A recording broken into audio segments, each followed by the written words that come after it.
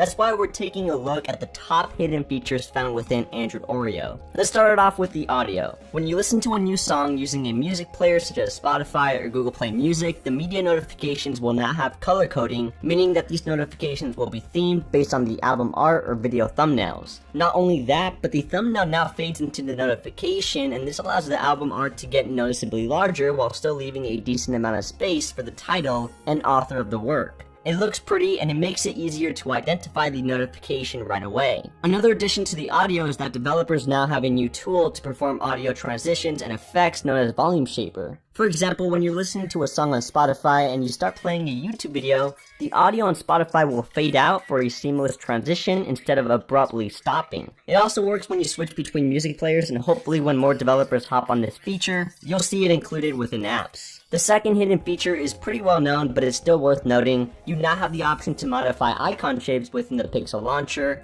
You won't be able to theme every icon yet, but most of the popular ones are supported. You can change them to a square, rounded square, squircle, and teardrop. It is a small change, but still, there is probably someone out there who will enjoy this. If you're tired of toggling the Wi-Fi on when you get home or at a regular location, you now don't have to remember. Within the Wi-Fi settings under Wi-Fi preferences, there is a feature known as Turn on Wi-Fi Automatically, which will automatically switch Wi-Fi on when you get near a trusted network. It works based on your location, and it works just fine since Google already knows where your Wi-Fi networks are. These next couple of hidden features have to do with the battery. Within this huge update, Google has focused on improving battery life by clamping down on what apps can do in the background. So when you go into the battery settings and tap on that three-dotted menu, there is now an option called Show App Usage, which will show you how much juice an app has used with a percentage next to it, the amount of time you actually used it, and the amount of time it's been running in the background. It really helps determine which of those suckers are battery draining without you even using them.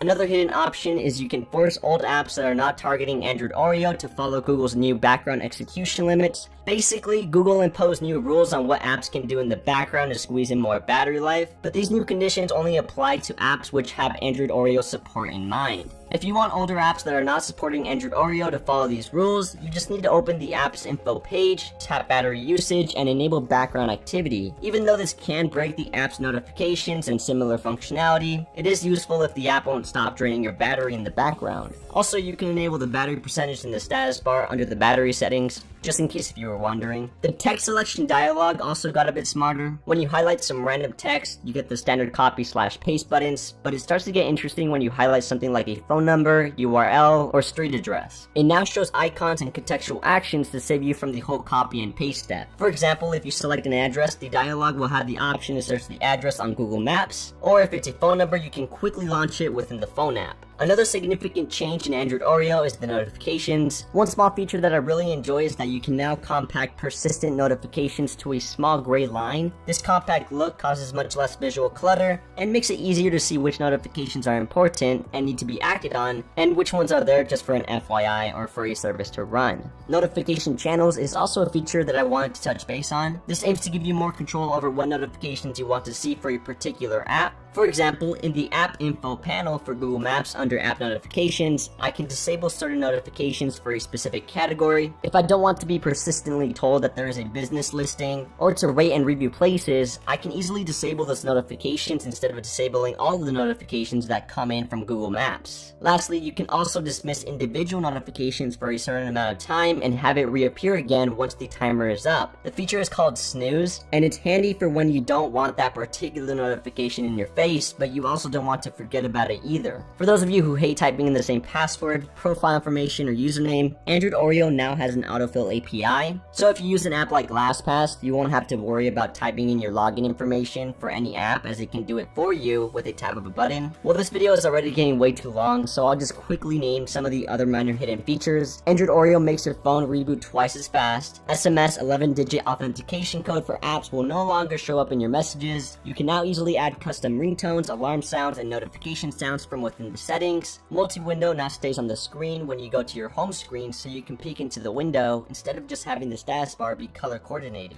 You get quick access to the app's widget by long pressing the icon, and there's a slider for the night light feature to customize the intensity. There, I saved you like 2 to 3 minutes of your life.